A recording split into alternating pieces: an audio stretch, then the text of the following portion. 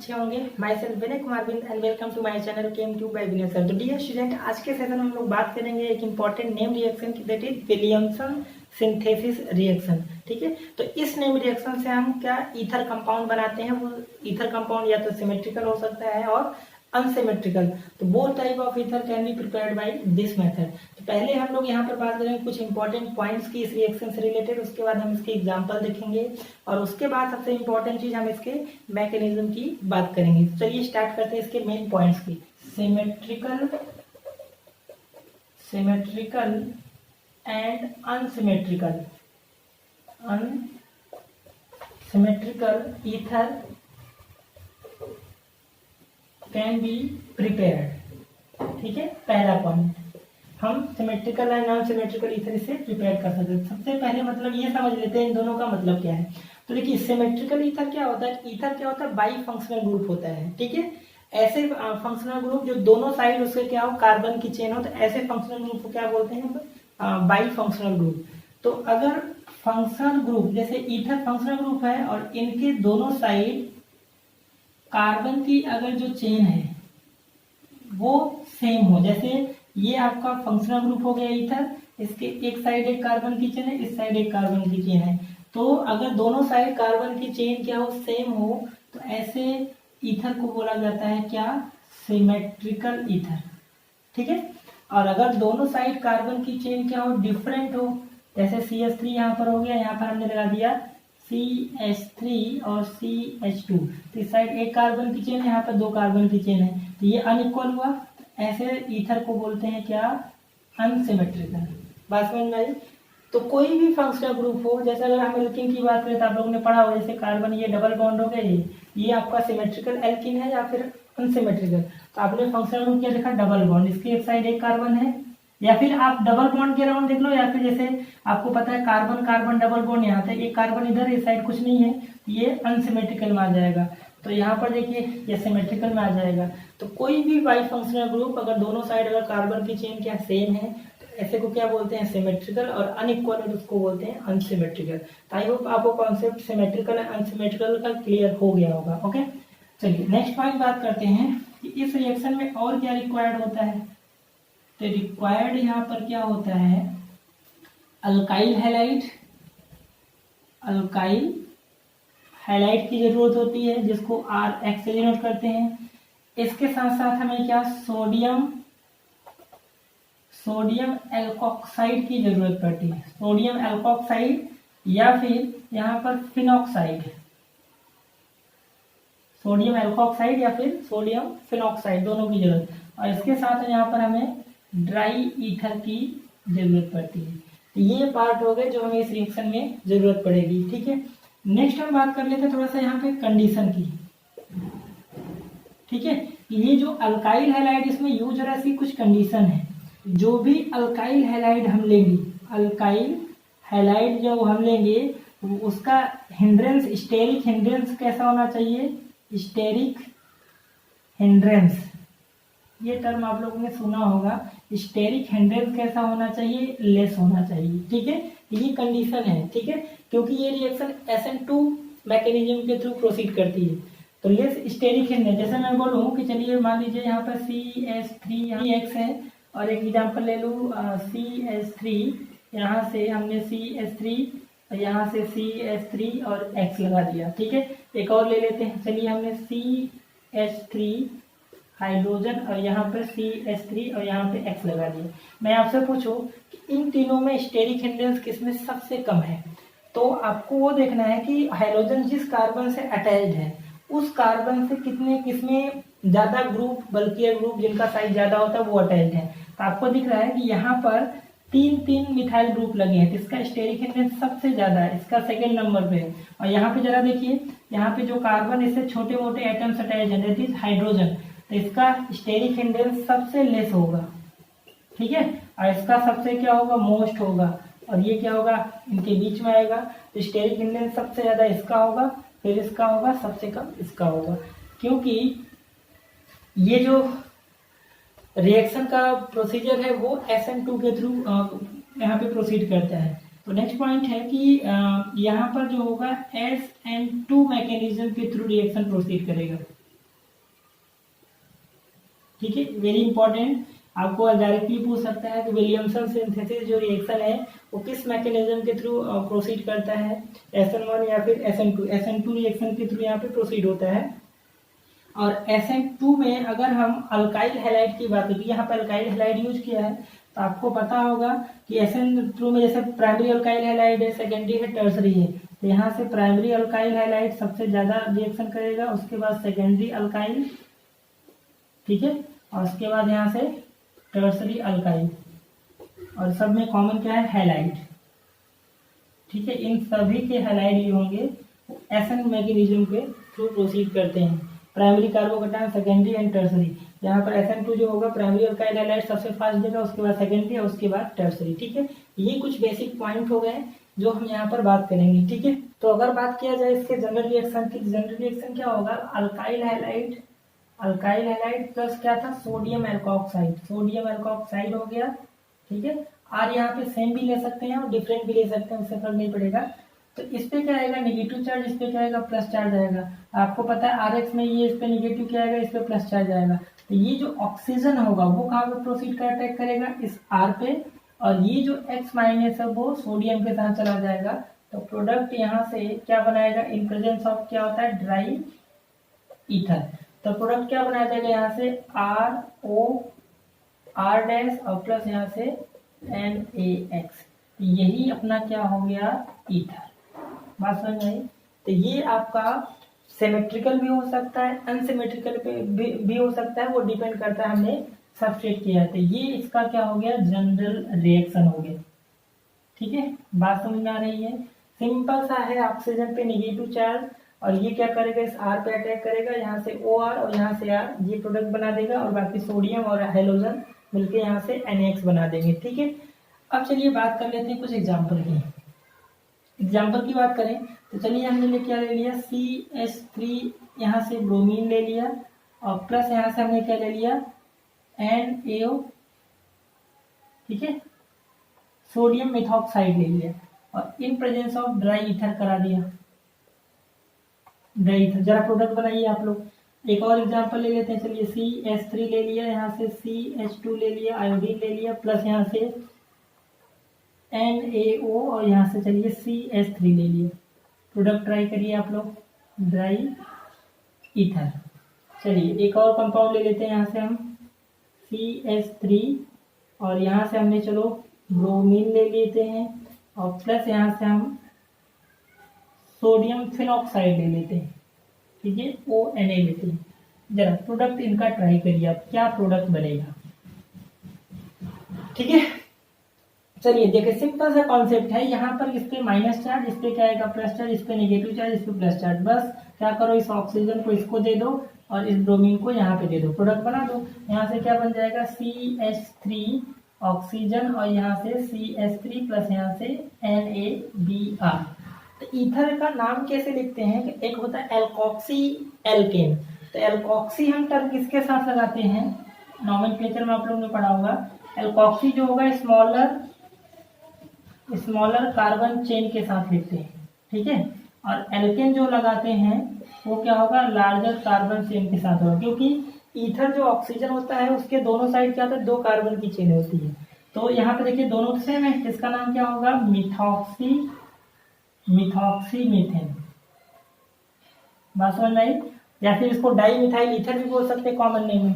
बाकी इसमें प्रोडक्ट बनाइए, इसमें भी सेम कहानी है। यहाँ पर इस पे क्या आ जाएगा, नेगेटिव चार्ज, इस पे प्लस चार्ज, और यहाँ पे इस पे नेगेटिव, इस पे क्या आएगा, प्लस चार्ज आएगा। ऑक्सीजन को अटैक करा दो इस पे और इसको दे दो यहाँ पर, तो प्रोडक्ट क्या बनेगा, CH3 CH2 ऑक्सीजन, और यहाँ से क्या, CH3। तो देखिए ये कैसा है, सिमेट्रिकल है, ये कैसा है, अनसिमेट्रिकल है। बिकॉज ऑक्सीजन ये ईथर के इस साइड 1 कार्बन, इस साइड 2 कार्बन, और प्लस यहाँ से क्या बन जाएगा, सोडियम आयोडाइड। ठीक है, इसका नाम क्या हो जाएगा, देखिए एल्कोक्सी स्मॉलर कार्बन चेन, तो स्मॉलर कार्बन चेन इधर 1 है, इधर कितने 2 हैं, तो इसको क्या लिखेंगे, मिथॉक्सी ईथेन लिखेंगे। बात समझ में आ रही है। चलिए नेक्स्ट कर लेते हैं। नेक्स्ट यहाँ पर ऑक्सीजन पे नेगेटिव, इस पे क्या आएगा, प्लस चार्ज, यहाँ पे इस पे पॉजिटिव, इस पे नेगेटिव। तो ये देखिए अप्रोच किसको करेगा, ऑक्सीजन, ये अप्रोच करेगा इस कार्बन को, और ये किसको अप्रोच करेगा, इस सोडियम को। तो प्रोडक्ट क्या बना देगा, देखिए यहाँ से CH3 ऑक्सीजन, और फिर ऑक्सीजन से यहाँ पर क्या होगा, बेंजीन अटैच होगा। ठीक है, इस तरह से चलो हमने बना दिया बेंजीन, और प्लस यहाँ से क्या बना देगा, NaBr। ठीक है, इसी को हम इस तरह से लिखते हैं, आप लोगों ने ये स्ट्रक्चर देखा होगा, ये चीज हो गया, और यहाँ से OCH3, इसको मिथॉक्सी बेंजीन भी बोल सकते हैं, या मिथाइल इसको बेंजीन भी बोल सकते हैं, या इसका बहुत फेमस IUPAC नेम है क्या, एनिसोल। एनिसोल ये इंपॉर्टेंट है, फेमस है, जैसे आप लोगों ने एनिलीन नाम सुना होगा, फिनॉल नाम सुना होगा, इसी तरह से एनिसोल क्या होता है, मिथॉक्सी बेंजीन को हम एनिसोल बोलते हैं, ये इसका IUPAC नेम है। तो ये चीज है, आपको जनरल रिएक्शन पता है तो आपको एग्जाम्पल लिखने में कोई दिक्कत नहीं होगी, आप आसानी से एग्जाम्पल बहुत सारे आप बना सकते हो। ठीक है, अब हम बात करते हैं यहाँ पर इसके कुछ और पॉइंट्स की, कि SN2 रिएक्शन को ये जो प्रोसीड करता है तो सारा खेल किसका होता है, इन दोनों का होता है, एल्कोक्साइड और इस पे। एल्कोक्साइड आपका बल्कियर हो कोई फर्क नहीं पड़ेगा, बट यहाँ पर अल्काइल हैलाइड कैसा होना चाहिए, लेस स्टेरिक हिंड्रेंस होना चाहिए। तो सबसे पहले हम इसी पे कुछ टॉपिक पे बात कर लेते हैं, क्योंकि वहां पे JEE नीट से क्वेश्चन आपके पूछे जाते हैं, तो वो टॉपिक पे आपको डिस्कस करना जरूरी है, और उसके बाद हम लोग बात करेंगे यहाँ पर मैकेनिज्म की। तो चलिए हम यहाँ पे कुछ और पॉइंट की बात कर लेते हैं जो आपके JEE नीट में पूछे जाते हैं।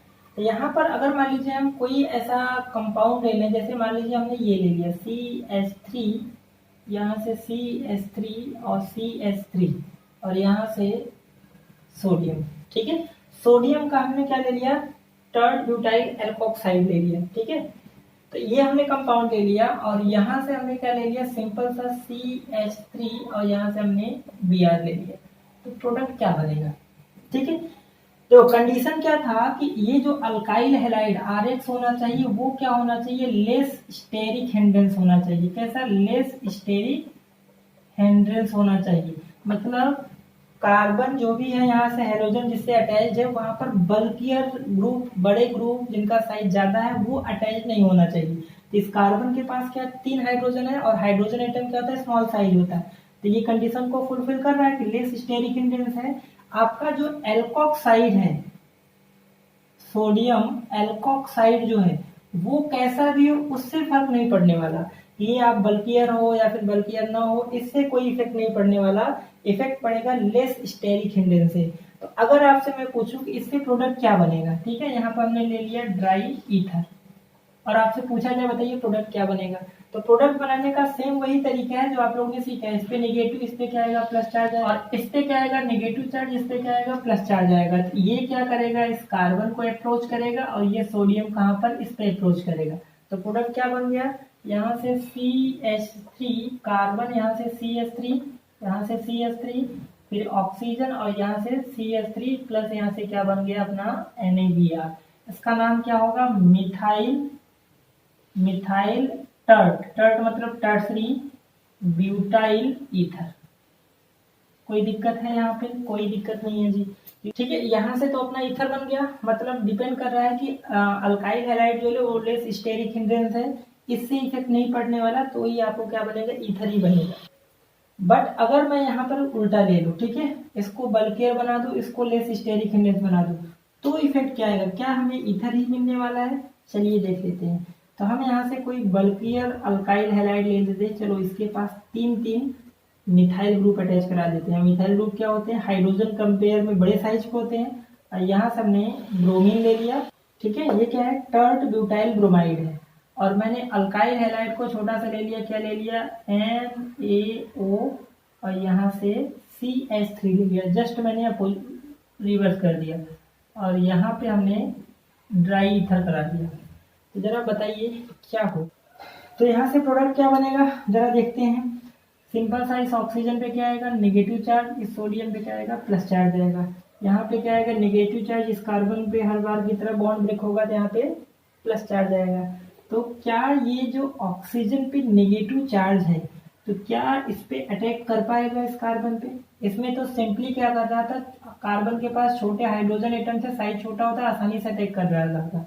बट यहाँ पर देखिए ऑक्सीजन है, इस पे जैसे ही अप्रोच करेगा, अगर ये फ्रंट साइड से आना चाहेगा, ये नेगेटिव चार्ज है, इस ब्रोमाइड पे क्या होगा, इलेक्ट्रॉन की डेंसिटी होगी, तो इलेक्ट्रॉन इलेक्ट्रॉन क्या होगा, रिपल्सन होगा, दोनों क्या है, जानी दुश्मन है, तो इसको क्या करेगा, फ्रंट साइड से तो ये ब्रोमाइड अटैक नहीं करने देगा, क्योंकि ये SN2 रिएक्शन के थ्रू फॉलो करता है। और अगर ये बैक साइड से अटैक करने की कोशिश किया इस कार्बन पे, तो यहाँ पर बड़े बड़े बल्कियर ग्रुप लगे जिनका साइज ज्यादा है, तो ये क्या करेगा, इस कार्बन के ऊपर अप्रोच ही नहीं कर पाएगा। तो फ्रंट साइड से भी दिक्कत है, ये ब्रोमाइड रोक रहा है, और अगर बैक साइड से आएगा तो कौन रोक रहा है, ये मिथाइल ग्रुप लग रहे हैं। तो क्या करेगा, इसको प्रोडक्ट तो बनाना ही है, तो अगर ये अप्रोच नहीं कर पाएगा तो यहाँ पर ये एक्ट करने लगेगा एज अ बेस की तरह, ठीक है।